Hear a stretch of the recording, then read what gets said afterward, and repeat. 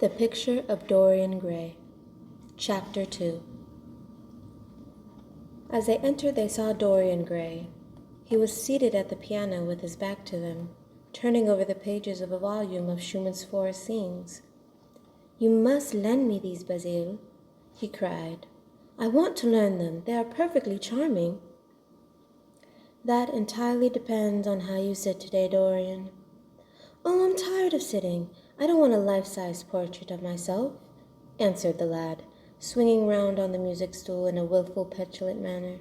When he caught sight of Lord Henry, a faint blush colored his cheeks for a moment, and he started up. "I beg your pardon, Basile, but I didn't know you had anyone with you." "This is Lord Henry Wotton, Dorian, an old Oxford friend of mine. I have just been telling him what a capital sitter you were, and now you have spoiled everything." "You have not spoiled my pleasure in meeting you, Mr. Gray," said Lord Henry, stepping forward and shaking him by the hand. "My aunt has often spoken to me about you. You are one of her favorites, and I'm afraid one of her victims also." "I am in Lady Agatha's black books at present," answered Dorian, with a funny look of penitence. "I promised to go to her club in Whitechapel with her last Tuesday, and I really forgot all about it. We were to have played a duet together. 3 duets, I believe. I don't know what she will say to me. I am far too frightened to call." "Oh, I will make your peace with my aunt. She is quite devoted to you, and I don't think it really matters about your not being there. The audience probably thought it was a duet. When Aunt Agatha sits down at the piano, she makes quite enough noise for 2 people." "That is very horrid to her, and not very nice to me," answered Dorian, laughing. Lord Henry looked at him. Yes, he was certainly wonderfully handsome, with his finely curved scarlet lips, his frank blue eyes, his crisp gold hair. There was something in his face that made one trust him at once. All the candor of youth was there, as well as all youth's passionate purity. One felt that he had kept himself unspotted from the world. No wonder Basile Hallward worshipped him. He was made to be worshipped. "You are too charming to go in for philanthropy, Mr. Gray. Far too charming." And Lord Henry flung himself down on the divan and opened his cigarette case. Hallward had been busy mixing his colors and getting his brushes ready. He was looking worried, and when he heard Lord Henry's last remark, he glanced at him, hesitated for a moment, and then said, "Harry, I want to finish this picture today. Would you think it awfully rude of me if I asked you to go away?" Lord Henry smiled and looked at Dorian Gray. "Am I to go, Mr. Gray?" he asked. "Oh, please don't, Lord Henry. I see that Basile is in one of his sulky moods, and I can't bear him when he sulks. Besides, I want you to tell me why I should not go in for philanthropy." "I don't know that I should tell you that, Mr. Gray, but I certainly will not run away now that you have asked me to stop." "You don't really mind, Basile, do you? You have often told me that you liked your sitters to have someone to chat to." Hallward bit his lip. "If Dorian wishes, of course you must stay. Dorian's whims are laws to everybody except himself." Lord Henry took up his hat and gloves. "You are very pressing, Basile, but I'm afraid I must go. I have promised to meet a man at the Orleans. Goodbye, Mr. Gray. Come and see me one afternoon in Curzon Street. I'm nearly always at home at 5 o'clock. Write to me when you are coming. I should be sorry to miss you." "Basile!" cried Dorian Gray. "If Lord Henry goes, I shall go too. You never open your lips. You are painting. It is horribly dull standing on a platform and trying to look pleasant. Ask him to stay. I insist upon it."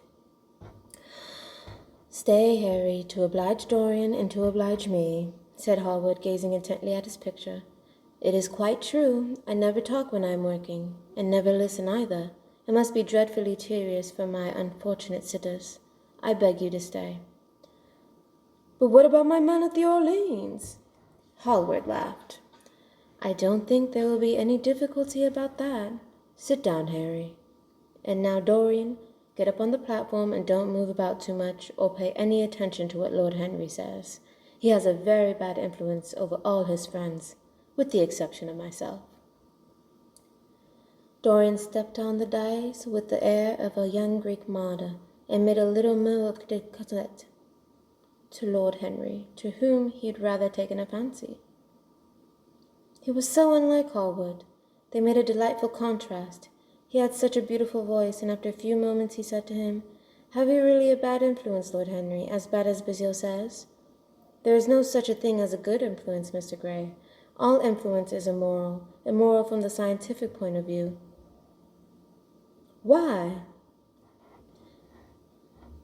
"Because to influence a person is to give him one's own soul. He does not think his natural thoughts or burn with his natural passions. His virtues are not real to him. His sins, if there are such things as sins, are borrowed. He becomes an echo of someone else's music, an actor of a part that has not been written for him. The aim of life is self-development, to realize one's true nature perfectly. That is what each one of us is here for. People are afraid of themselves nowadays. They have forgotten the highest of all duties, the duty that one owes to oneself. Of course they are charitable. They feed the hungry and clothe the beggar, but their own souls starve and are naked. Courage has gone out of our race. Perhaps we never really had it.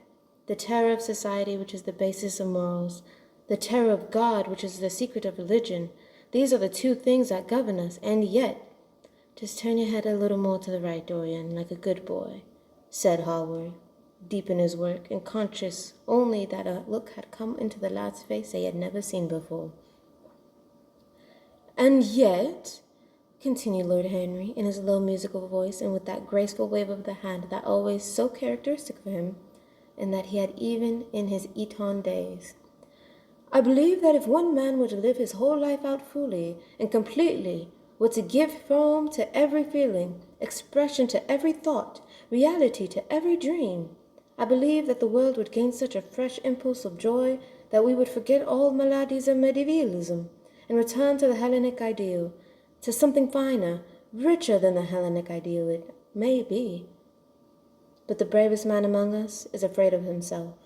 The mutilation of the savage has its tragic survival in the self-denial that mars our lives. We are punished for our refusals. Every impulse that we strive to strangle broods in the mind and poisons us. The body sins once and has done with its sin for action as a mode of purification. Nothing remains then but the recollection of pleasure and the luxury of a regret. The only way to get rid of a temptation is to yield to it, resist it, and your soul grows sick with longing for the things it has forbidden to itself, with desire for what its monstrous laws have monstrous and unlawful. It has been said that the great events of the world take place in the brain. It is the brain and the brain only that the great sins of the world take place also. You, Mr. Gray, you yourself, with your rose-red youth and rose-white boyhood, you had passions, and that have made you afraid. Thoughts have filled you with terror, daydreams and sleeping dreams whose mere memory might stain your cheek with shame. "Stop," murmured Dorian Gray. "Stop. You bewilder me. I don't know what to say. There is some answer to you, but I cannot find it. Don't speak. Let me think, or rather, let me try not to think." For nearly 10 minutes he stood there, motionless, with parted lips and eyes strangely bright. He was dimly conscious that entirely fresh impulses were at work within him, and they seemed to him to have come really from himself. The few words that Bazille's friend had said to him, words spoken by chance, no doubt, and with wildful paradox in them, and yet touched some secret chord that had never been touched before, but that he felt was now vibrating and throbbing to curious pulses. Music had stirred him like that. Music had troubled him many times, but music was not articulate. It was not a new world, but rather a new chaos that it created in us. Words, mere words, how terrible they were, how clear and vivid and cruel. One could not escape from them, and yet what a subtle magic there was in them. They seemed to be able to give a plastic form to formless things, and to have a music of their own as sweet as the viol of lute.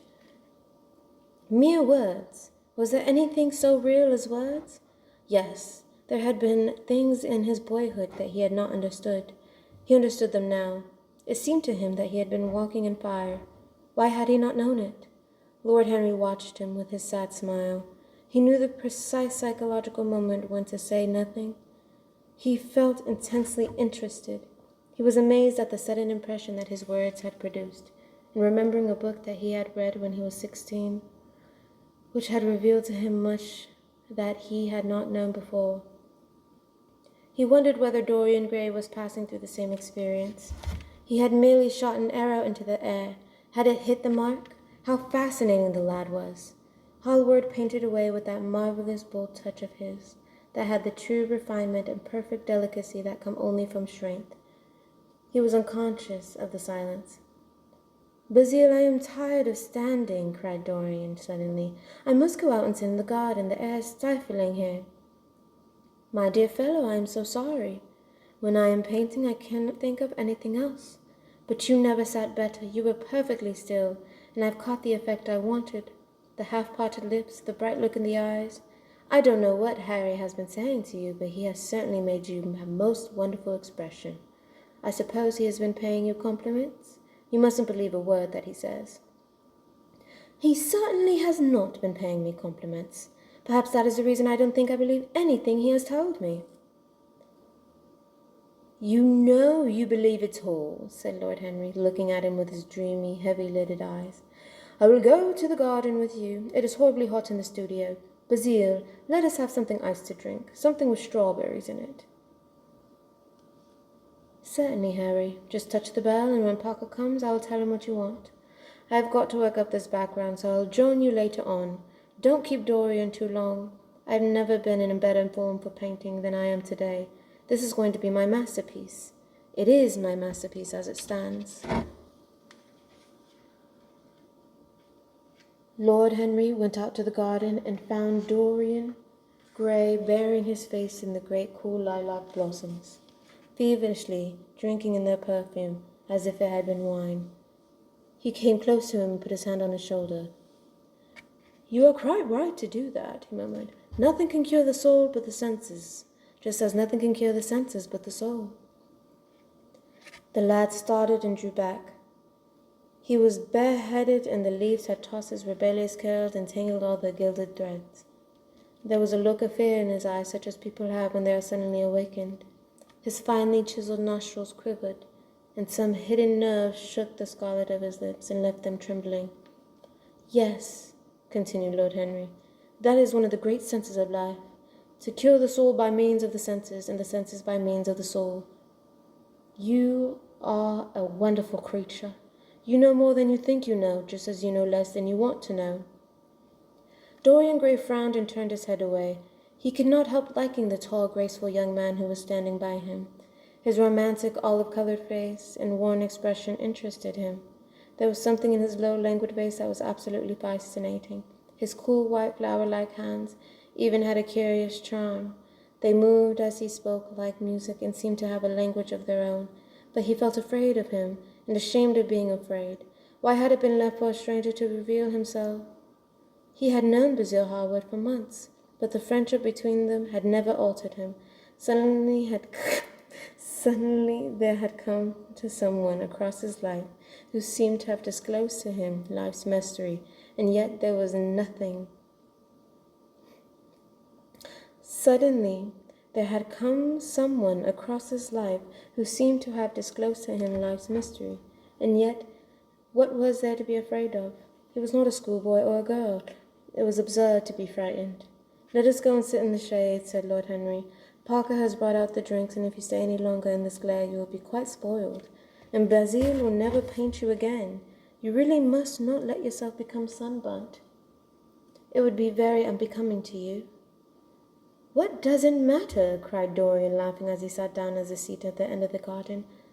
"It should matter everything to you, Mr. Gray." "Why?" "Because you have now the most marvelous youth, and youth is the one thing worth having." "I don't feel that, Lord Henry." "No, you don't feel it now. Some day when you are old and wrinkled and ugly, when thought has seared your forehead with its lines and passion branded your lips with its hideous fires, you will feel it. You will feel it terribly. Now wherever you go, you charm the world. Will it always be so?" "You have a wonderfully beautiful face, Mr. Gray. Don't frown. You have, and beauty is a form of genius. is higher indeed than genius, as it needs no explanation. It is one of the great facts of the world, like sunlight or springtime, or the reflection in dark waters of that silver shell we call the moon. It cannot be questioned. It has its divine right of sovereignty. It makes princes of those who have it. You smile? Ah, when you have lost it, you won't smile. People say sometimes that beauty is only superficial. That may be so, but at least it is not as superficial as thought. To me, beauty is the wonder of wonders. It is only shallow people who do not judge by appearances. The true mystery of the world is the visible, not the invisible. Yes, Mr. Gray, the gods have been good to you. But what the gods give, they quickly take away. You have only a few years in which really to live. When your youth goes, your beauty will go with it, and then you will suddenly discover that there are no triumphs left for you, or have to content yourself with those mean triumphs that the memory of your past will make more bitter than defeats. Every month, as it wanes, brings you nearer to something dreadful. Time is jealous of you and wars against your lilies and your roses. You will become sallow, hollow-cheeked, and dully-eyed. You will suffer horribly. Realize your youth while you have it. Don't squander the gold of your days. Listen to the tedious trying to improve the hopeless failure, or giving away your life to the ignorant, the common, and the vulgar, which are the aims, the false ideas of our age. Live the wonderful life that is in you. Let nothing be lost upon you. Be always searching for new sensations. Be afraid of nothing. A new hedonism, that is what our century wants. You might be its visible symbol. With your personality, there is nothing you cannot do. The world belongs to you for a season. The moment I met you, I saw that you were quite unconscious of what you really are, what you really might be. There is so much about you that charmed me that I felt I must tell you something about yourself. I thought how tragic it would be if you were wasted, for there is such a little time that your youth will last, such a little time. The common hill flowers wither, but they blossom again. The laburnum will be as golden next June as it is now. In a month there will be purple stars on the clematis, and the earth after the year, the green night of its leaves, will have its purple stars. But we never get back our youth. The pulse of joy that beats in us at 20 becomes sluggish. Our limbs fail, our senses rot. We degenerate into hideous puppets, haunted by the memory of the passions of which we were too afraid, and the exquisite temptations that we did not dare yield to. Youth! Youth! Dorian Gray listened, opened his eyes, and wondering, the spray of lilac fell from his hand upon the gravel. A fury bee came and buzzed around it for a moment. Then it began to scramble all over the fretted purple of the tiny blossoms. He watched it with that strange interest in trivial things that we try to develop, when things of high import make us afraid, or when we are stirred by some new emotion for which we cannot find expression, or when some thought that terrifies us lays sudden siege to the brain and calls on us to yield. After a time it flew away. He saw it creeping into the stained trumpet of a Tyrian convolvulus. The flower seemed to quiver, and then swayed gently to and fro. Suddenly, Hallward appeared at the door of the studio and made frantic signs for them to come in. They turned to each other and smiled. "I am waiting," cried Hallward. "Do come in, the light is quite perfect and you can bring your drinks." They rose up and sauntered down the walk together. 2 green and white butterflies fluttered past them in the pear tree at the end of the garden. A thrush began to sing. You are glad you have met me, Mr. Gray," said Lord Henry, looking at him. "Yes, I am glad now. I wonder, shall I always be glad?" "Always? That is a dreadful word. It makes me shudder when I hear it. Women are so fond of using it. They spoil every romance by trying to make it last forever. It is meaningless. Word 2. The only difference between a caprice and a lifelong passion is that the caprice lasts a little longer." As they entered the studio, Dorian Gray put his hand upon Lord Henry's arm. "In that case, let our friendship be a caprice," he murmured, blushing at his own boldness, then stepped upon the platform and resumed his pose. Lord Henry flung himself into a large wicker armchair and watched him. The sweep and dash of the brush on the canvas made the only sound that broke the stillness, except when Hallward stepped back now then to look at his work from a distance. In the slanting beams that streamed through the open doorway, the dust dance was golden. The heavy scent of the roses seemed to brood over everything. After about a quarter of an hour, Hallward stopped painting, looked for a long time at Dorian Gray, then for a long time at the picture, biting at the end of one of his huge brushes and smiling. "It is quite finished," he cried at last, and stooping down he wrote his name in thin vermilion letters on the left-hand corner of the canvas. Lord Henry came over and examined the picture. It was certainly a wonderful work of art, and a wonderful likeness as well. "My dear fellow, I congratulate you most warmly," he said. "Mr. Gray, come and look at yourself." The lad started as if awakened from some dream. "Is it really finished?" he murmured, stepping down from the platform. "Quite finished. And you have sat splendidly today. I am awfully obliged to you." "That is entirely due to me," broke in Lord Henry. "Isn't it, Mr. Gray?" Dorian made no answer, but passed listlessly in front of his picture and turned towards it. When he saw it, he drew back and his cheeks flushed for a moment with pleasure. A look of joy came into his eyes as if he had recognized himself for the first time. He stood there motionless and in wonder, dimly conscious that Hallward was speaking to him, but not catching the meaning of his words. The sense of his own beauty came on him like a revelation. He had never felt it before. Basil Hallward's compliments had seemed to him to be merely the charming exaggerations of friendship. He had listened to them, laughed at them, forgotten them. They had not influenced his nature. They had come, Lord Henry, with his strange panegyric on youth, his terrible warning of brevity, that had stirred him at the same time, and now as he stood gazing at the shadow of his own loveliness, the full reality of the description flashed across him. Yes, there would be a day when his face would be wrinkled and wizened, his eyes dim and colorless, the grace of his figure broken and deformed, the scarlet would pass away from his lips, and the gold steal from his hair. The life that was to make his soul would mar his body. He would become ignoble, hideous, and uncouth. As he thought of it, a sharp pain struck like a knife across him and made each delicate fiber of his nature quiver. His eyes deepened into amethyst, and a mist of tears came across them. He felt as if a hand of ice had been laid upon his heart. "Don't you like it?"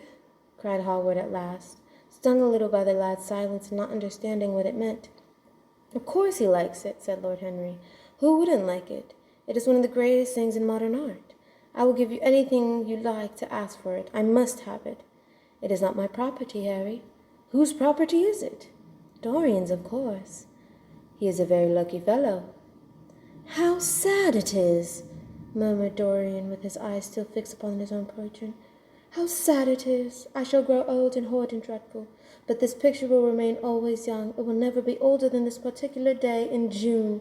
If it was only the other way, if it was I who were to be always young and the picture that were to grow old, for this I would give everything. Yes, there is nothing in the whole world I would not give." "You would hardly care for that arrangement, Basil," cried Lord Henry, laughing. "It would be rather hard lines on you." "I would object very strongly, Harry." Dorian Gray turned and looked at him. "I believe you would, Basil. I believe you would, Basil. You look like your art better than your friends. I am no more to you than a green bronze figure, hardly as much, I dare say." Hallward stared in amazement. It was so unlike Dorian to speak like that. What had happened? He seemed almost angry. His face was flushed and his cheeks burning. "Yes, I am less to you than your ivory Hermes and your silver fawn. You will take them always. You will like them always. How long will you like me? Till I have my first wrinkle, I suppose. I know now that when one loses one's good looks, whatever they may be, one loses everything. Your picture has taught me that. Lord Henry is perfectly right. Youth is the only thing worth having. When I find that I am growing old, I will kill myself." Hallward turned pale and caught his hand. "Dorian, Dorian, don't talk like that. I have never had such a friend as you, and I shall never have such another. You are not jealous of material things, are you?" "I am jealous of everything whose beauty does not die. I am jealous of the portrait you have painted of me. Why should it keep what I must lose? Every moment that passes takes something from me and gives something to it. Oh, if it was only the other way, if the picture could change, and I could be always what I am now. What did you paint it? Why did you paint it? It will mock me some day, mock me horribly."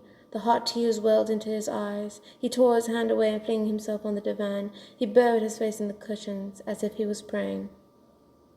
"This is all your doing, Harry," said Hogwarts bitterly. "My doing?" "Yes, yours, and you know it." Lord Henry shrugged his shoulders. "It is the real Dorian Gray, that is all," he answered. "It is now. If it is not, what have I got to do with it? You should have gone away when I asked you. I stayed when you asked me. Harry, I can't quarrel with my two best friends at once, but between you both you have made me hate the finest piece of work I have ever done, and I will destroy it. What is it but the canvas and colour? I would not let it come across our 3 lives and mar them." Dorian Gray lifted his golden head from the pillow and looked at him with a pallid face and tear-stained eyes as he walked over to the deal painting table that was set beneath the large curtained window.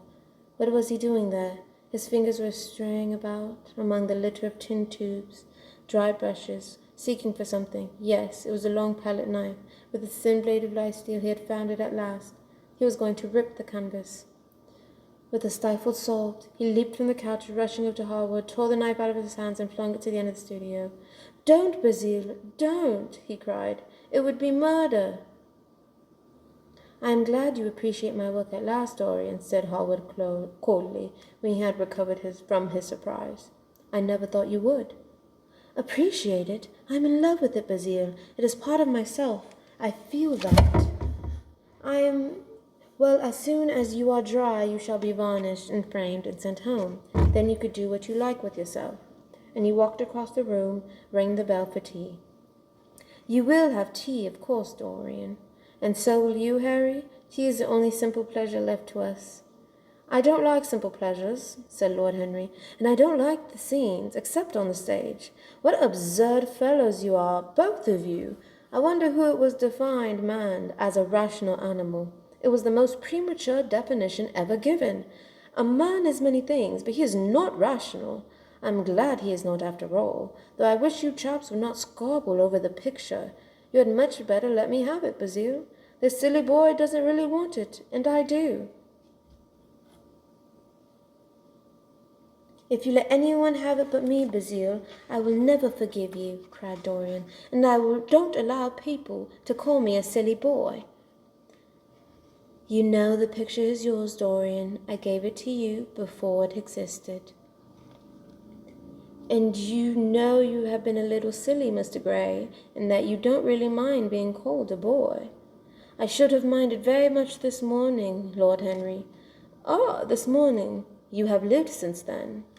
There came a knock at the door, and the butler entered. With the tea tray set down upon a small Japanese table, there was a rattle of cups and saucers and the hissing of a fluted Georgian urn. 2 globe-shaped china dishes were brought in by a page. Dorian Gray went over and poured the tea out. The 2 men sauntered languidly to the table and examined what was under the covers. "Let us go to the theatre tonight," said Lord Henry. "There is sure to be something on somewhere. I have promised to dine at White's, but it is only with an old friend, so I can send him a wire and say that I am ill, or that I am prevented from coming in consequence of a subsequent engagement. I think that would be a rather nice excuse. It would have the surprise of candour." "It is a bore putting on one's dress clothes," muttered Howard, "and when one has them on, they are so horrid." "Yes," answered Lord Henry dreamily, "the costume of our day is detestable. It is so sombre and so depressing. Sin is the only colour element left in modern life." "You really must not say things like that before Dorian, Harry." "Before which Dorian? The one who is pouring out the tea for us, or the one in the picture?" "Before either." "I should like to come to the theatre with you, Lord Henry," said the lad. "Then you shall come. And you will come too, Basile, won't you?" "I can't really. I would sooner not. I have a lot of work to do." "Well, then you and I will go alone, Mr. Gray." "I shall like that awfully." Basile Hallward bit his lip and walked over, cup in hand, to the picture. "I will stay with the real Dorian," he said sadly. "Is it the real Dorian?" cried the original of the portrait, running across to him. "Am I really like that?" "Yes, you are just like that." "How wonderful, Basile!" "At least you are like it in appearance, but it will never alter. That is something." "What a fuss people make about fidelity," murmured Lord Henry. "And after all, it is purely a question of physiology. It has nothing to do with our own will. It is either unfortunate accident or an unpleasant result of temperament. Young men want to be faithful and are not. Old men want to be faithless and cannot. That is all one can say. Don't go to the theatre tonight, Dorian, said Hallward. Stop and dine with me. I can't, really. Why? Because I have promised Lord Henry to go with him. He won't like you better for keeping your promises. He always breaks his own. I beg you not to go. Dorian Gray laughed and shook his head. I entreat you. The lad hesitated, looked over at Lord Henry, who was watching them from the tea table with an amused smile. I must go, Basile, he answered. Very well, said Howard, and he walked over and laid his cup down on the tray. It is rather late, and as you have to dress, you had better lose no time. Goodbye, Harry. Goodbye, Dorian. Come and see me soon. Come tomorrow. Certainly. You won't forget? No, of course not. And Harry? Yes, Basile? Remember what I asked you when in the garden this morning. I have not forgotten it.